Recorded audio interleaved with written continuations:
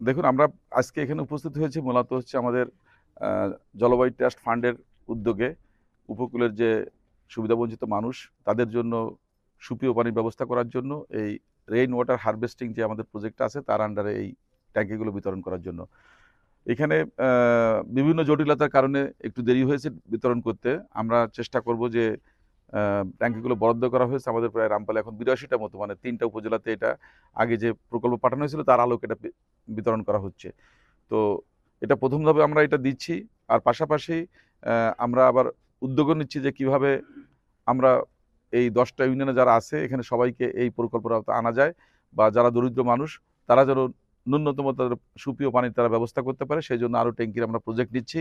এবং এখান থেকে আমরা প্রায় ৩,০০০-এর মতো আমাদের টার্গেট আছে, রামপাল মোংলা মিলে আমরা হয়তো একটা প্রকল্প এখানে খাড়া করব, যেটাতে দেখা যাচ্ছে যে ৩,০০০-এর মতো ট্যাঙ্কি আমরা আশা করি এখানে দিতে পারবো, তাতে মানে ৩,০০০ পরিবার উপকৃত হবে। আর পাশাপাশি আমাদের অসংখ্য পুকুর আছে, আমার জানা মতে রামপাল মোংলাতে প্রায় ৫৫টা বা ৬০টার মতো পুকুর আছে। রামপালে ইতিমধ্যে 18টা বা 20টার মতো শনাক্ত করছেন, আরও কিছু পুকুর আছে। আমরা চেষ্টা করবো এই শীত মৌসুমে আসলে এই পুকুরগুলোকে সুন্দরভাবে খনন করা বা পুনর্খনন করা বা পাড় বাঁধানো, যাতে এই পুকুরগুলোর পানি সবাই ব্যবহার করতে পারে, বিশেষ করে রান্নার কাজে বা তাদের নিত্য প্রয়োজনীয় যে কাজগুলো আছে সেগুলো তারা যেন ব্যবহার করতে পারে, সেই উপযোগী করা।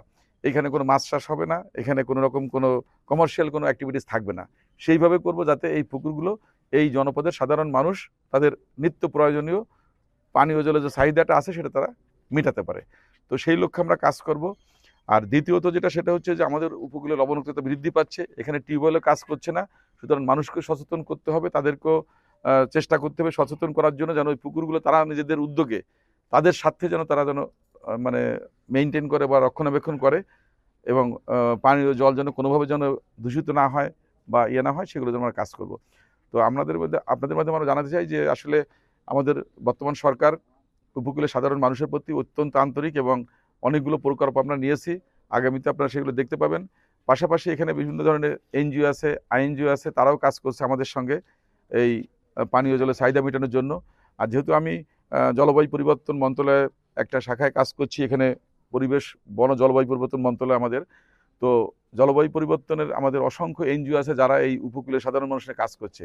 আমি চেষ্টা করছি তাদেরকে এই জনপদের মানুষের সাথে আসলে বেশি সম্পৃক্ত করার জন্য, যেন এই জনপদের মানুষের বিকল্প কর্মসংস্থান, সুপেয় পানির ব্যবস্থা, এইগুলো নিয়ে তারা কাজ করতে পারে।